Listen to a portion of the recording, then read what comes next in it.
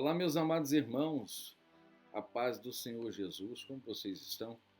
Nós estamos aqui empenhados em dar continuidade, àquilo que nos cabe enquanto professor do nosso seminário teológico, do IBADEP, núcleo da Primeira Igreja Assembleia de Deus em Una. Nossa literatura a ser estudada, epístolas paulinas e epístolas gerais, ok?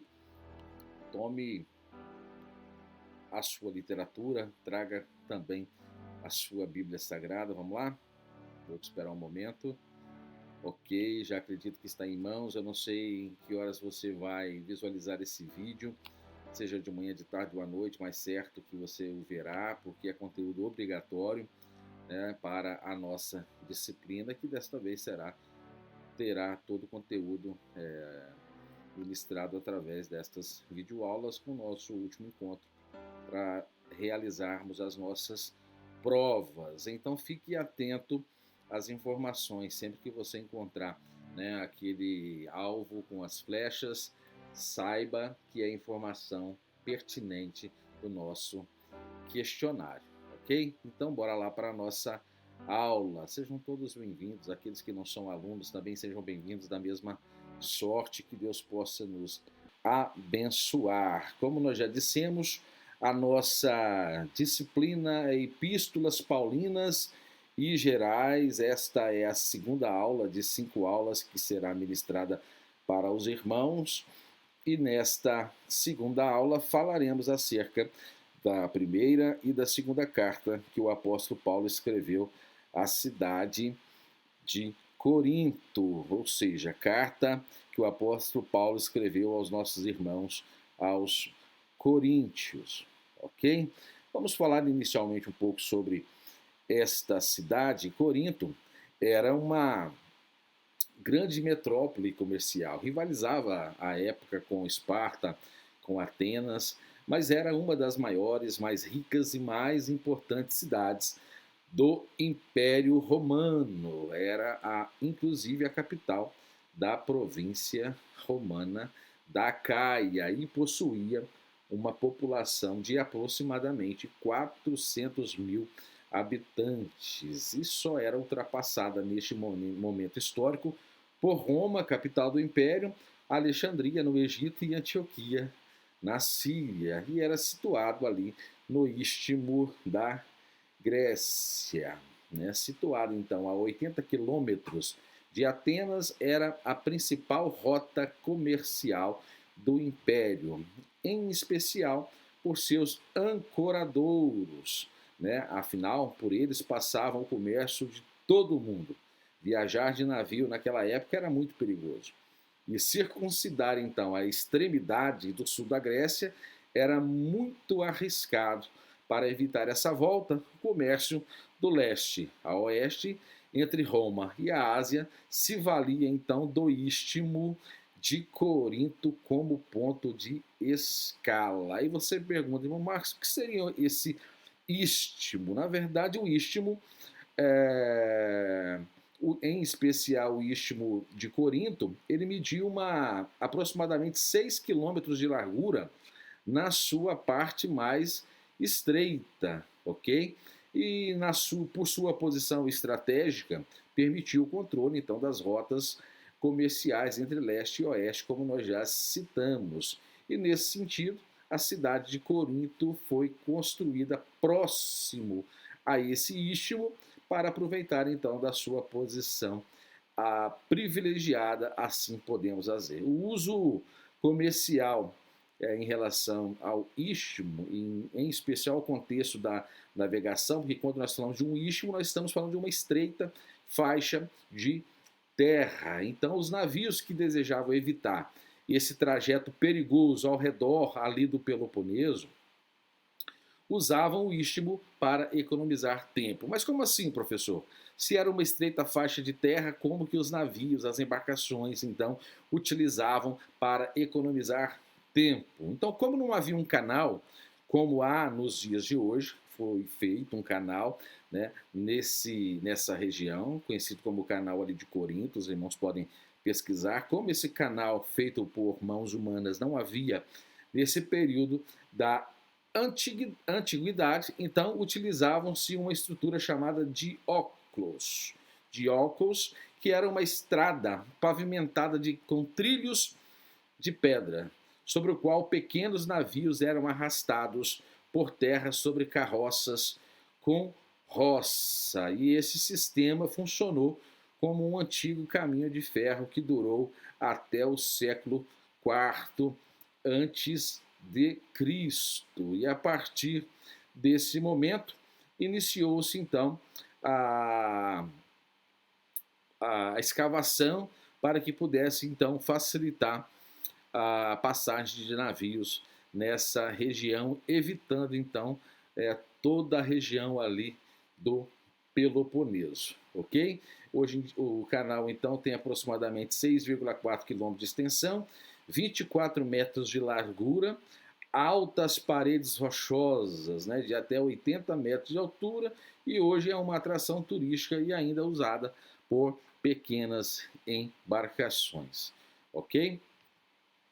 Bom, neste ponto, as mercadorias então eram descarregadas e atravessadas por terra até o outro lado da estreita faixa de terra, e Corinto era uma célebre e voluptuosa cidade, onde se defrontavam os vícios do Oriente e do Ocidente. Ali Paulo ficou 1 ano e meio tendo a cooperação de Áquila e Priscila, conforme vê-se em 1 Coríntios, capítulo 16, versículo 19, bem como sua própria equipe, né? Silas, Timóteo, como nós vemos em Atos, capítulo 18, 5. Neste lugar, fundou uma das suas maiores igrejas, bem à sombra da filosofia de Atenas. Alguns eruditos vão nos dizer que neste momento da história, a cidade de Corinto havia passado por um grande fenômeno geológico, um grande vulcão, ou melhor, um grande terremoto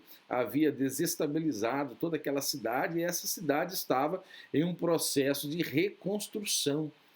E nesse momento o apóstolo Paulo vale-se dessa reconstrução para que à sombra da filosofia grega ele pudesse então edificar a igreja em Corinto, igreja esta que é dita como a coroa, né, do seu ministério, né? Como nós vemos abaixo, esta igreja era composta de alguns judeus, sendo, contudo, sua maioria constituída de gentios convertidos do paganismo. Falaremos um pouco mais à frente acerca da licenciosidade desta cidade, como nós já citamos anteriormente, acerca de um ambiente de inúmeros vícios, tanto dos vícios orientais como dos ocidentais, o que reverbera em uma comunidade licenciosa, ok?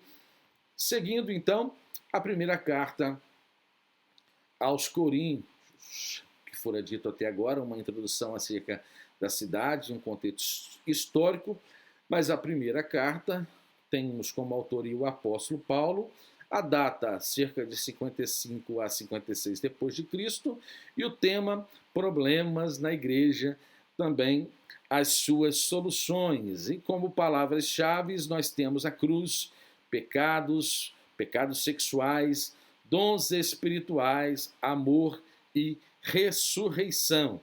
E aqui nós temos 2 versículos-chave. O primeiro, primeira carta aos Coríntios, capítulo 13, versículo 1, e o segundo, capítulo 14, versículo 33. Vamos fazer essa leitura? Abra aí sua Bíblia e nos acompanhe em nome de Jesus. 1 Coríntios, capítulo 13, versículo 1 diz que ainda que eu falasse a língua dos homens e dos anjos, se não tiver amor, serei como o sino que ressoa ou como o prato que retine. E 1 Coríntios capítulo 14, versículo 33, apenas a parte A, vai nos dizer, pois Deus não é Deus de desordem, mas Deus de paz. Então tenha isso em mente, Deus não é Deus de desordem, mas é Deus de paz. Tudo isso nos permite entender que diante da licenciosidade daquele momento histórico, isso não poderia deixar de tentar adentrar dentro das igrejas, ok? Então esse é um pensamento que vale-nos a partir deste momento. Bom, a autoria, a própria epístola, né, internamente, 1 Coríntios 1, 2, 16, 21, assim como a tradição da igreja, reconhecem o apóstolo Paulo, de modo geral, como o autor desta carta. E isso não tem sido questionado. Ou seja, sua autenticidade nunca foi seriamente desafiada. Como evidência externa, nós podemos citar aqui Clemente, bispo de Roma, que chamava esta carta de a Epístola do bendito apóstolo Paulo. E desde o início tem sua canonicidade reconhecida. E até mesmo opositores do Evangelho citaram-na como escrita pelo apóstolo dos gentios, ou seja, já vencemos este tema do nosso livro acerca da autoria paulina para ambas as epístolas e a data e possíveis circunstâncias. Como nós observamos através da leitura bíblica, é necessário que você faça a leitura das cartas as quais nós estamos estudando, porque aqui nós temos uma abordagem um tanto quanto básica, afinal, o curso ele é básico, não é mesmo? Então, para um possível aprofundamento, nós estamos à disposição dos irmãos, mas a leitura bíblica, juntamente com o conteúdo, favorece o entendimento por parte dos irmãos. A epístola foi escrita mais ou menos em 55, 56 depois de Cristo, perto do fim dos 3 anos do ministério do apóstolo Paulo em Éfeso. Vide a leitura em 1 Coríntios 15, capítulo 16, e a leitura em Atos dos Apóstolos, capítulo 20. Fato é, não era fácil escrever naqueles dias, porém, de acordo com 1 Coríntios 5,9, Paulo já havia escrito a esses irmãos. A perda desta carta foi desconsiderada pela erudição, e não que ela não tenha tido importância, mas se esta não foi preservada até nós nos dias de hoje, nós acreditamos de que o Espírito Santo assim o fez, e se o fez, tem os seus motivos. Mas fato é que a primeira e a segunda está conosco até os dias de hoje para fins de que nós cresçamos espiritualmente. Nesse sentido, ao sair de Corinto, Paulo levou consigo a Priscila e Áquila até Éfeso, onde os deixou, enquanto Paulo seguia para Jerusalém. Chegou a Éfeso um eloquente orador, ou seja, enquanto Apolo ia a Jerusalém, chegou em Éfeso, aonde Paulo havia deixado Priscila e Áquila, um eloquente orador chamado Apolo, este irmão que viera do Egito, ou seja, viera da Alexandria, e pregou com muito poder, porém não conhecia o batismo com o Espírito Santo, conhecendo apenas o batismo de João Batista. Veja aí, informação importante para o nosso questionário. Depois, Apolo seguiu para Corinto, pregando com autoridade. Ok? Bom, com a chegada de Apolo a Corinto, aqui nós estamos fazendo uma síntese para que nós possamos entender a questão do sectarismo, do partidarismo que ocorrera na cidade ou na igreja de Corinto, ok? Com a chegada então de Apolo a Corinto, iniciou problemas relacionados com a facção, divisão, a qual nós já dissemos sectarismo, partidarismo, qual seja, na igreja os membros se identificavam como seguidores de Paulo, seguidores de Apolo, seguidores de Cefas ou Pedro, e alguns se atreviam a dizer apenas seguidores de Cristo, gerando divisões e conflitos. Enquanto isso, Paulo pregava aos filósofos gregos em Atenas. Eis aí o motivo do apóstolo Paulo, que vai nos dizer que ele plantou, Apolo regou, mas que quem dá de fato o crescimento é a pessoa bendita de Jesus Cristo, evidenciando então a unidade, né, do trabalho, do esforço humano debaixo da orientação e da graça do Espírito Santo de Deus deixando bem claro de que nós não devemos nos preocupar com questões relacionadas a partidarismo dentro das nossas igrejas. Ressaltamos que, dentro da perspectiva bíblica, a liberdade humana e a responsabilidade espiritual são fundamentais. Os crentes devem buscar a unidade e não a divisão, conforme Efésios capítulo 4, 3. E esta unidade deve ser buscada através do Espírito Santo de Deus. Essa divisão revela imaturidade espiritual e carnalidade, conforme 1 Coríntios 3, 1, 4, contrastando com a santidade que Deus exige de sua igreja. E aqui nós temos uma nota importante, porque uma delegação de líderes da igreja de Corinto, que fora enviada até Éfeso, consultou o apóstolo Paulo sobre alguns problemas e desordens sérias que surgiram. Estéfanas, Fortunato e Acaio lhe trouxeram uma contribuição financeira e também a informação do que estava acontecendo na igreja, conforme observamos em 1 Coríntios 16, 17. E sobre a divisão, Paulo fora informado pelos da família de Cloé, conforme 1 Coríntios 11, e muitas outras informações foram passadas ao apóstolo por escrito. Foi quando ele escreveu esta carta. E aqui é interessante que aqueles que foram levar tais informações acerca dos problemas e desordens que acontecia dentro da igreja em Corinto, eles se identificaram. Eles não, para evitar o tal disse-me-disse, uma informação que chega demasiadamente sem uma fundamentação ou sem um ar de verdadeira, né? Parecem umas palavras jogadas ao vento. Não, não. Aqui os irmãos foram sinceros e preocupados com a saúde espiritual daquela igreja, foram até o fundador daquela igreja, o pai daquela igreja, ao missionário, o apóstolo que a fundou, levar os problemas que então haviam acontecido durante a sua ausência. E diante dessas informações foi quando Paulo então escreveu esta primeira carta ou esta primeira epístola. E o propósito ao escrever esta carta, o apóstolo tinha em mente pelo menos dois propósitos.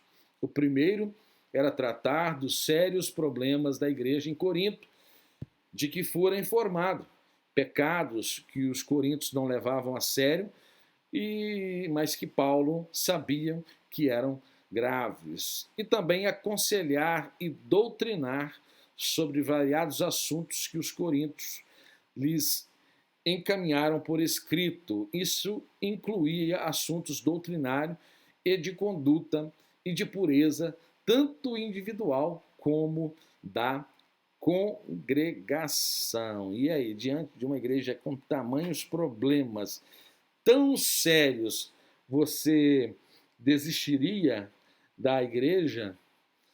Pois é, o apóstolo Paulo ele não desistiu da igreja, e é por isso que nós damos continuidade. Essa visão panorâmica nos mostra um pouco do que o apóstolo Paulo realizava, então, para tentar mitigar, ou seja, resolver os problemas desta igreja.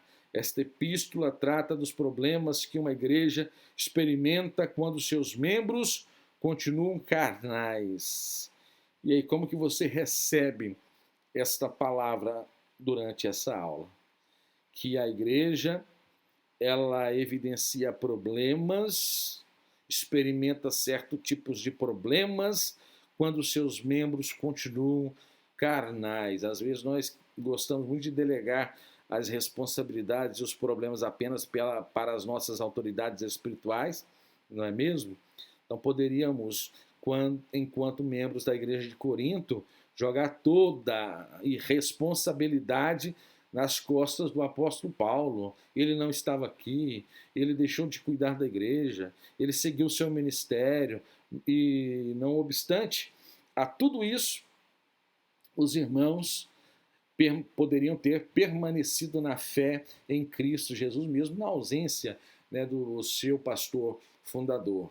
Não é? E quando nós observamos a carnalidade dentro desses irmãos, fizeram com que, na ausência do seu pastor, velhos vícios, velhos desejos, questões de licenciosidade, questões culturais que outrora esses irmãos haviam vivido, estavam sobrepujando sobre o espírito, ou seja, estava instigando esses irmãos a praticarem certos erros, e é por isso que o comentarista colocou essa expressão tanto forte, né? Trata de problemas de uma igreja que experimenta quando seus membros continuam carnais, ou seja, toleram o pecado e não separam dos incrédulos ao redor em alguns problemas combatidos. Né? Nesse sentido, temos o cenário da igreja era de convertidos vindo de um ambiente pagão.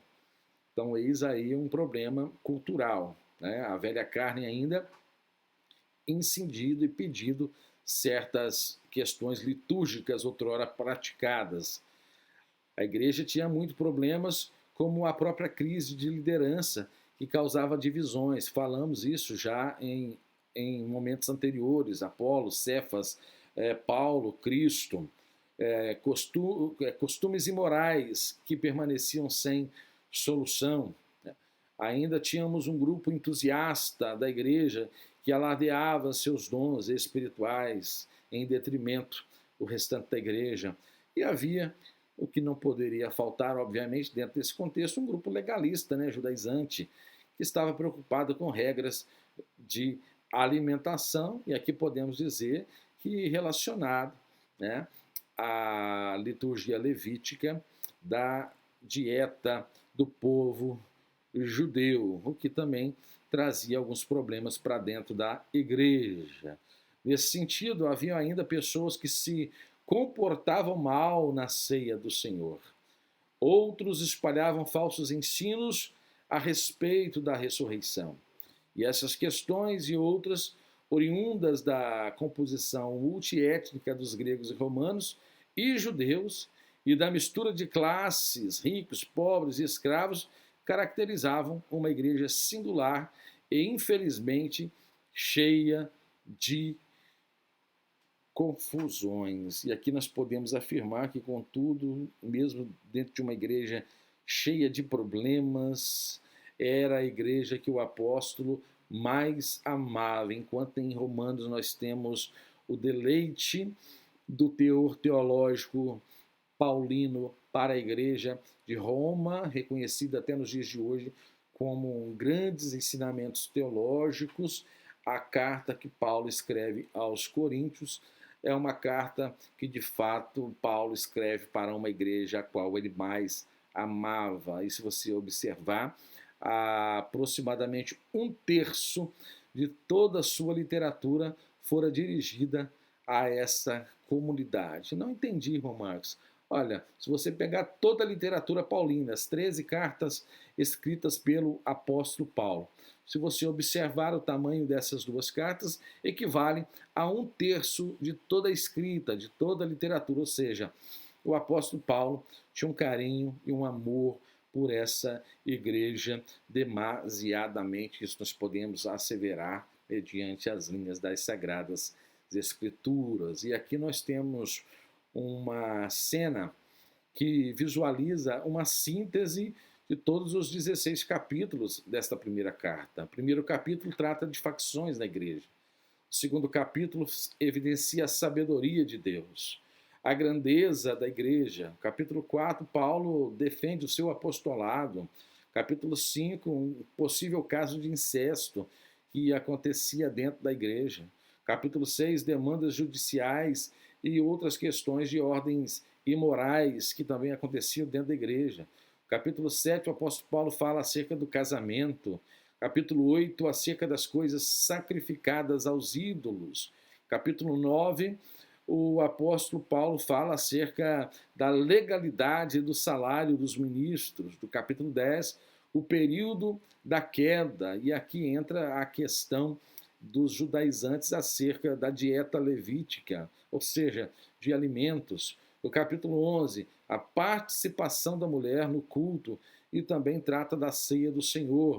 O capítulo 12 trata dos dons espirituais e o capítulo 13 nós encontramos aqui o hino, né, uma ode ao amor, né, quando nós falamos uma ode ao amor, é um poema, né? Ode é um poema de exaltação, ou seja, um poema de exaltação ao amor. No capítulo 14 nós temos línguas e profecias. Capítulo 15, uma belíssima descrição do apóstolo Paulo acerca da ressurreição dos santos, da glorificação do indivíduo servo do Senhor. E no capítulo 16, o apóstolo Paulo trata de pequenos assuntos de ordem particular. E nesse sentido, nós vamos evidenciar aqui pelo menos 5 características que são especiais dessa carta. Primeiro, no Novo Testamento, é a epístola que mais trata de problemas. Há um destaque geral sobre a unidade da igreja local como o corpo de Cristo. Contém o mais amplo ensino do Novo Testamento em assuntos de grande importância, acerca do celibato, do casamento, do novo casamento, da ceia do Senhor, das línguas, das profecias, dos dons espirituais no culto, do amor cristão e também da ressurreição de Cristo. Outra característica é de valor incalculável para o ministério pastoral, em especial no que tange à disciplina eclesiástica.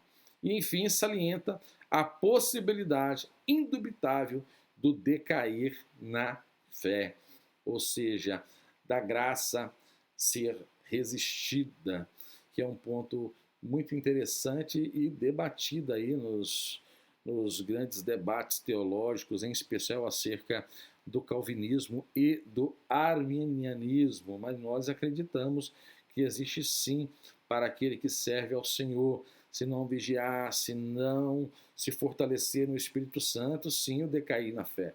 E nesse sentido, de interesse do nosso questionário, temos que é coerente dizer que em 1 Coríntios não contém nenhum capítulo especial sobre fé.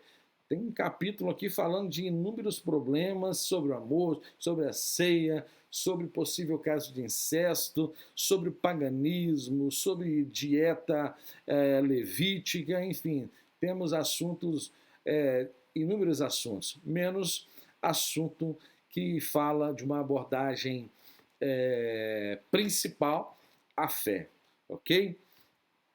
Bom, e aqui, sobre correções na conduta cristã, podemos dizer que a maravilhosa igreja de Corinto, que é a joia brilhante da coroa do trabalho do apóstolo Paulo, estava fracassando, porque o mundanismo estava introduzido no seio da igreja. E aqui, como nós já falamos, o próprio sectarismo, ou seja, esse partidarismo. E aí nós temos que nada mais destrói o coração e a vida da igreja do que partidarismo. Nós temos aqui assuntos relacionados à cruz de Cristo, que era escândalo para os judeus. Para os judeus, a cruz era sinal de fracasso e de pobreza. A cruz de Cristo também era loucura para os gregos. Os gregos olhavam com desdém para uma religião que não havia base científica. Os gregos que se fundamentavam na gnose, ou seja, no conhecimento. Então, não havendo base científica, os gregos então a desdenhavam. Os gregos, na verdade, idolatravam os cérebros. E nós temos aqui os inúmeros não sabeis do apóstolo Paulo, conforme citamos no exemplo, no capítulo 6, onde ele diz: não sabeis que o nosso corpo é templo do Espírito Santo de Deus. E aqui nós temos uma célebre frase do apóstolo Paulo dizendo que a mensagem de Cristo é loucura, né, para o mundo, mas para nós, servos de Deus, ela é o poder de Deus. E é isso que nos importa. E aqui nós temos também textos que tratam da correção na conduta cristã, em especial no casamento, onde Deus apresenta com clareza os princípios do casamento quando duas pessoas se unem, e quando isso acontece, fazem por toda a vida. Acerca da ceia do Senhor, que a ceia do Senhor é descrita em 4 trechos bíblicos em especial em Mateus 26, Marcos 14, Lucas 22 e, enfim, 1 Coríntios capítulo 11, e aborda a importância pretérita, ou seja, a importância passada, a importância presente e a importância futura da Santa Ceia do Senhor. Por que pretérita passada, irmão Marcos?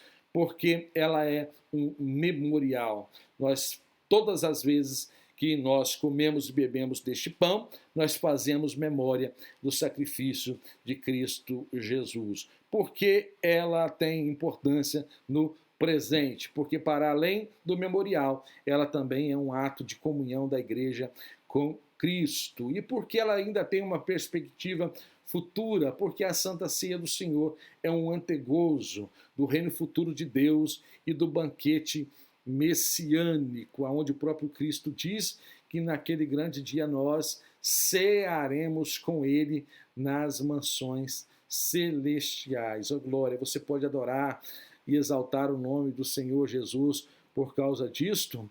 Enfim, em 1 Coríntios, no capítulo 12, encontramos os dons que o Espírito dá aos crentes. Não é o homem, não é Pedro, não é Apolo, não é Paulo, mas é que o Espírito dá aos crentes.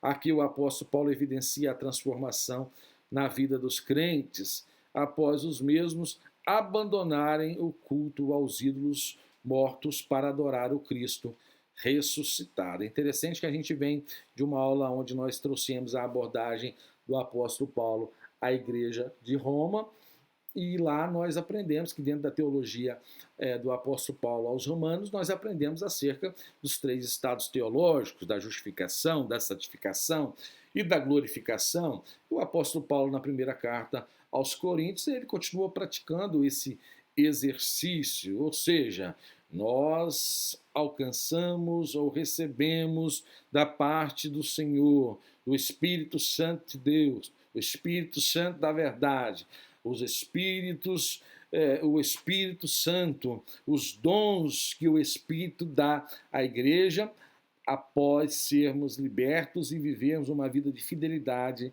ao Senhor. O capítulo 13 traz ainda um hino do amor, como nós já falamos, é uma ode, é um poema de exaltação ao amor. 1 Coríntios 13 narra com muita beleza como devemos usar os dons que o Espírito nos dá. Neste capítulo é denominado de hino do amor, e sua riqueza é vista em inúmeras intertextualidades. Falaremos um pouco disso mais à frente, eu acredito. Se não, vamos falar para os irmãos aqui. O que seria então, irmãos, intertextualidade?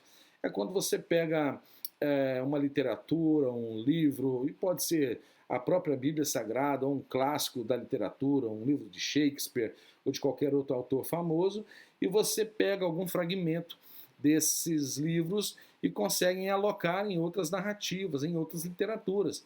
E quando nós falamos que esse hino de amor do apóstolo Paulo e sua riqueza é vista em inúmeras intertextualidades, porque nós podemos afirmar aqui que talvez um dos maiores autores portugueses, chamados Luís Vaz de Camões, ele usa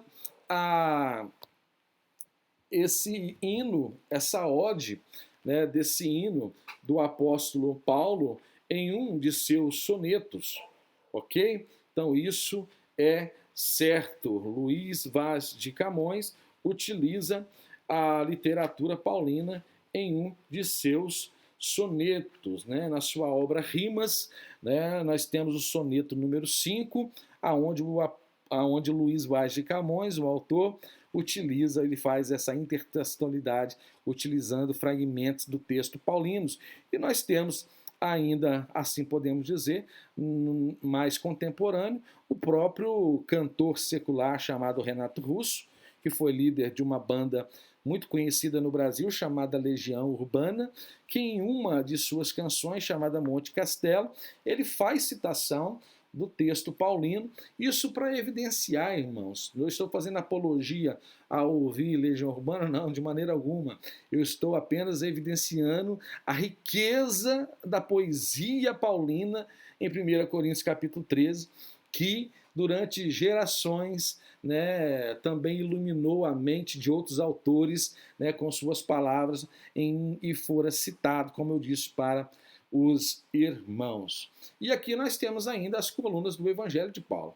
Havia sem dúvida nesta igreja um grupo que não acreditava na ressurreição de Cristo. Para estes, Paulo disse: Cristo morreu pelos nossos pecados.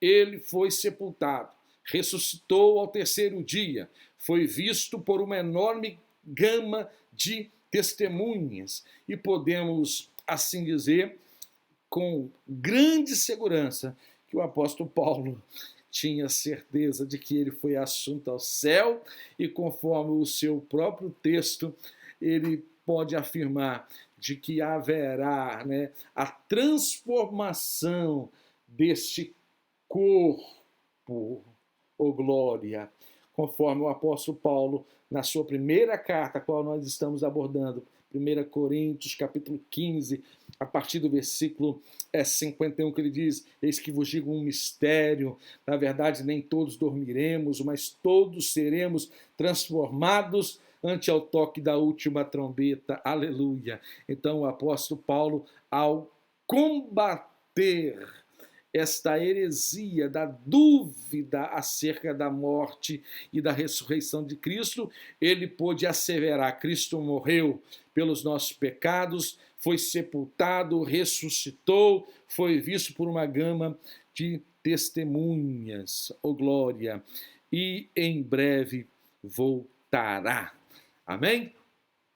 Vamos partir para a nossa segunda carta, uma paradinha aqui só para tomar um golinho de água. E nós já prosseguimos aqui. Os irmãos nos perdoem. Como eu já disse, é um estúdio improvisado, irmãos. E às vezes você vai ouvir um cachorro latindo ao fundo, né, um motoboy entregando lanche, buzinando. Mas o irmão Marcos está com o coração alegre e com muita gratidão, e com muito amor e zelo, tentando fazer o melhor para você, meu amado irmão, aluno e aluna do IBADEP, e para outros irmãos, né, que alcançarem esse vídeo aí nas redes, né, do YouTube.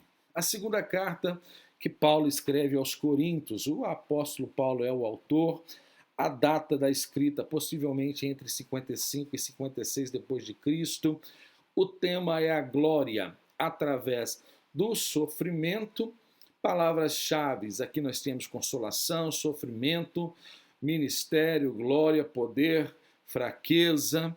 É nesta segunda carta que nós encontramos textos como: quando eu me sinto fraco, aí é que eu sou forte, de que a nossa leve e momentânea tribulação produzirá em nós um peso eterno de glória. E aqui nós temos versículos-chave, 2 Coríntios 4, 5 e 2 Coríntios 5, 21. Vamos fazer essa leitura. Você já está com a sua Bíblia aberta em 1 Coríntios, então rapidinho você abre em 2 Coríntios, ok? Está aberto? Ok. Agora eu ouvi o seu folhear das páginas das Sagradas Escrituras e nós encontramos aqui 2 Coríntios capítulo 4, versículo 5, que nos diz: mas nós pregamos, mas nós não pregamos a nós mesmos, mas a Jesus Cristo, o Senhor, e a nós como escravos de vocês, por causa de Jesus. 2 Coríntios capítulo 5, versículo 20. Portanto, somos embaixadores de Cristo, como se Deus estivesse fazendo o seu apelo por nosso intermédio. Por amor a Cristo, suplicamos: reconciliem-se com Deus. Deus tornou pecado por nós, aquele que não tinha pecado, para que nele nos tornássemos justiça de Deus. Ok? Nesse sentido, nós continuamos aqui evidenciando que Paulo fundou a igreja em Corinto, em sua segunda viagem missionária, e sempre manteve contato com os irmãos. Na maioria das vezes, infelizmente, por causa dos problemas recorrentes naquela igreja. Veremos a sequência desses contatos e o que motivou a segunda carta, ok? Então vamos lá. Paulo escreveu a primeira epístola estando em Éfeso. Seguindo, fez uma viagem a Corinto para tratar dos problemas que havia tido ciência.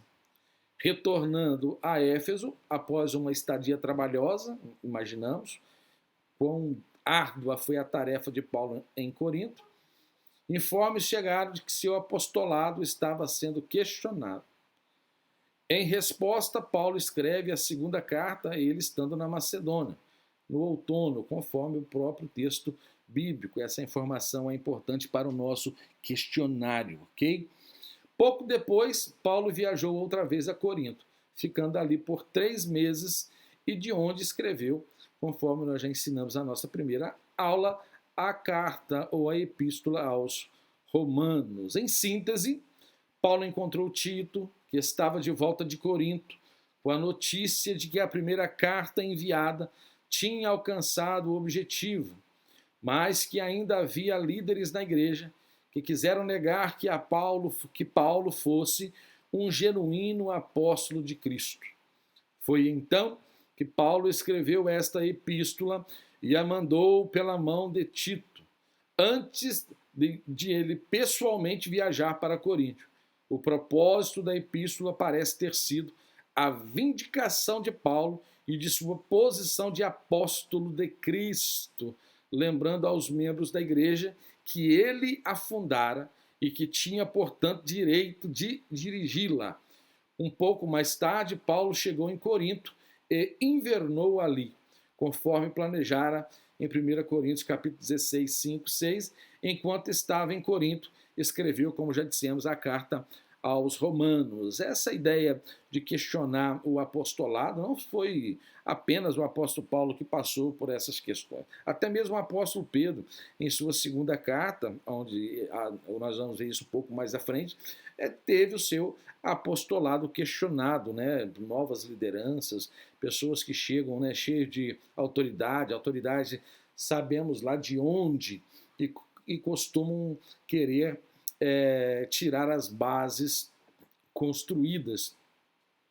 E isso foi um problema que o apóstolo Paulo encarou de cara, ok? O apóstolo Paulo ele não baixou a guarda e foi com tudo para que a verdade do evangelho, e em especial vindicando, né, a sua autoridade apostólica através da sua experiência com o próprio Cristo ali no caminho de Damasco. A reconstrução desses acontecimentos é útil para a compreensão dos assuntos tratados na carta. Primeiro, os coríntios provavelmente corrigiram a maioria das situações tratadas em 1 Coríntios. Todavia, por causa da chegada de intrusos, os opositores de Paulo, a condição da igreja deteriorara, tornando necessária uma visita dolorosa do apóstolo Paulo. E aqui eu queria que os irmãos lessem 2 Coríntios 2:1 até o versículo 12 e 14, versículos 13. Tito foi enviado de Éfeso para Corinto com uma carta severa em que Paulo exigia que o transgressor, né, que o opositor fosse então corrigido, disciplinado. Paulo instruiu a Tito para que este organizasse a oferta para Jerusalém, que também era uma outra proposta que Paulo estava trabalhando nesse momento da história, a oferta para Jerusalém. Depois deviam encontrar-se em Trode ou na Macedônia. Paulo saiu de Éfeso e enfrentou dificuldades na Ásia. Depois atravessou a Macedônia, organizando a oferta nas igrejas. Dali, posteriormente, Tito chegou à Macedônia com o relatório da resposta dos coríntios à carta severa. Ao saber dos novos problemas em Corinto, Paulo escreveu então a segunda epístola aos Coríntios. Paulo passou vários meses em Corinto, conforme Atos 20, versículo 2, 3, época em que escreveu sua epístola aos Romanos. Ainda sobre o tema proposto, falaremos do propósito, data e circunstâncias. Como vimos, a segunda epístola trata de uma defesa pessoal do apóstolo Paulo, e dito isto, ele escreveu, para 3 classes de pessoas. Escreveu para encorajar a maioria da igreja que lhe era fiel. Escreveu para contestar e desmascarar os falsos apóstolos. E escreveu para repreender uma minoria da igreja influenciada e que não acatavam a sua autoridade e correção. E por fim, que é importante para o nosso questionário, não tem na segunda carta como tema principal a ideia de reconciliação. Como nós já dissemos, uma das temáticas principais abordadas é a defesa pessoal do apostolado de Paulo e corrigir ainda alguns problemas que mantiveram após a escrita da primeira carta. Bom, como vimos, quem noticiou a Paulo sobre a recepção da primeira epístola e contou ao apóstolo que a igreja de Corinto tinha disciplinado um culpado de acordo com as suas instruções foi o jovem pastor Tito. Mais uma informação impertinente, um slide exclusivo para uma informação do nosso questionário. E aqui nós temos uma visão panorâmica da segunda carta. Capítulo 1, nós temos o consolo do apóstolo Paulo no que tange ao sofrimento. Nós temos no capítulo 2 o caso da disciplina. No capítulo 3 nós temos a glória do ministério do apóstolo Paulo, a defesa do seu apostolado. No capítulo 4 nós temos o sofrimento do ministro, o sofrimento ministerial. O capítulo 5 trata da esperança da glória futura. O capítulo 6 fala das dificuldades de Paulo e contínuas exortações à santidade.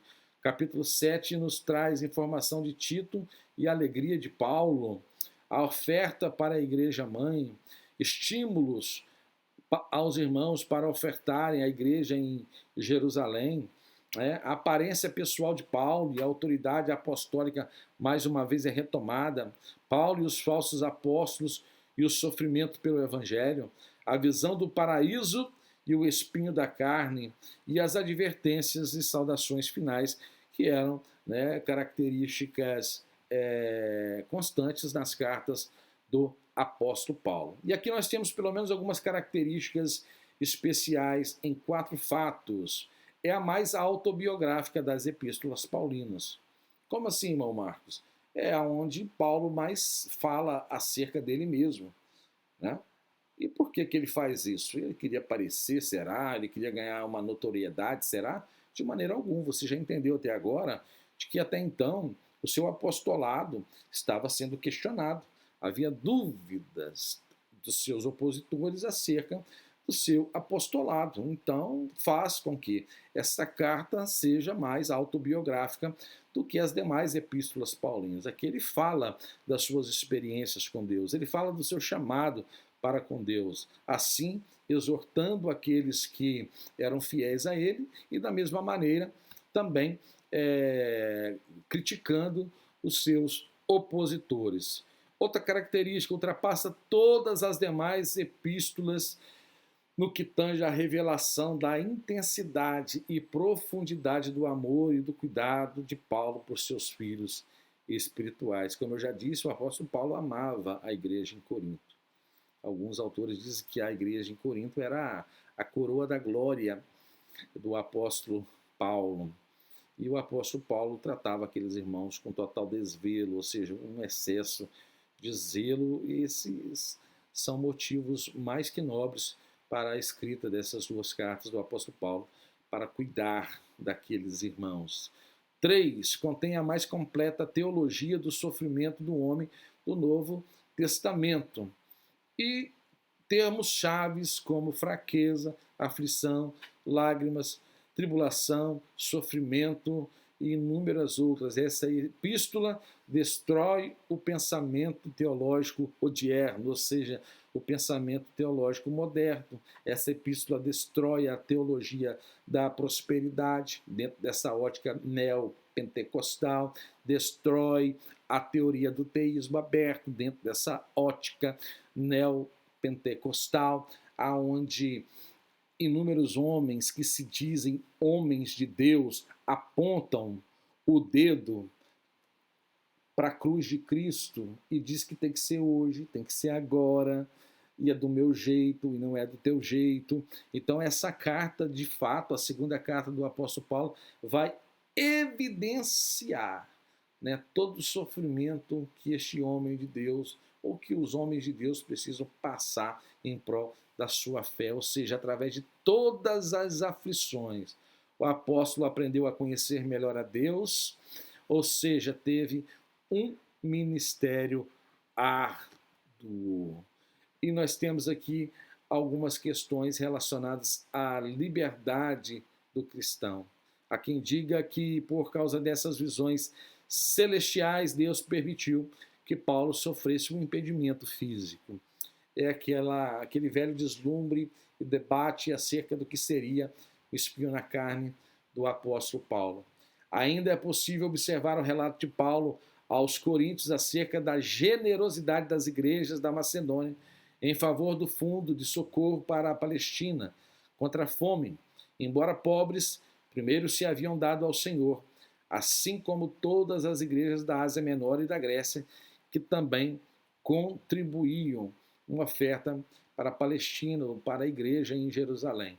Paulo não exigiu e também não aceitou nenhum salário, apesar deste assegurar de que digno é o obreiro do seu salário, mas ele enfatizou que Cristo era o verdadeiro exemplo para os nossos irmãos da igreja primitiva. Finalizamos evidenciando que Paulo foi arrebatado ao paraíso, ao terceiro céu, a saber, o terceiro céu, onde teve visões maravilhosas, inefáveis, e ouviu coisas que ao homem não era lícito falar. É por isso que nós já dissemos que há quem diga que por causa dessas visões, Deus permitiu que Paulo sofresse um impedimento físico, a saber, o espinho na carne. Ok, meus irmãos? Nesse sentido, nós estamos encerrando esta segunda aula, esse segundo capítulo, debaixo da graça de Deus. Um estudo um pouco mais aprofundado, nós estamos à disposição dos irmãos, né? O próprio, o que seria o espinho na carne, né? As inúmeras ponderações teológicas a respeito deste assunto, questões dessa natureza nós podemos dialogar com os irmãos noutra oportunidade. Mas dito isso, nós concordamos e finalizamos, né, o que foi sugerido para a nossa segunda aula. E nesse sentido eu agradeço aos irmãos pela atenção. Agradeço aos irmãos pelo carinho. Você que vai assistir esse vídeo, está cansado, coloca lá em 1,2, no máximo 1,5 na velocidade para você diminuir um pouco, mas não deixe de assistir essa aula. Como eu já disse para os irmãos, é conteúdo obrigatório para que nós possamos sentar posteriormente e fazer a nossa prova. Amém? Vamos voltar comigo aqui um pouco? Eu quero que todos os irmãos sejam abençoados, né? Que a graça do nosso Senhor e Salvador Jesus Cristo estejam com todos que aguardam a sua vinda. Quem pode dizer comigo amém? Amém. Sejam abençoados em nome de Jesus.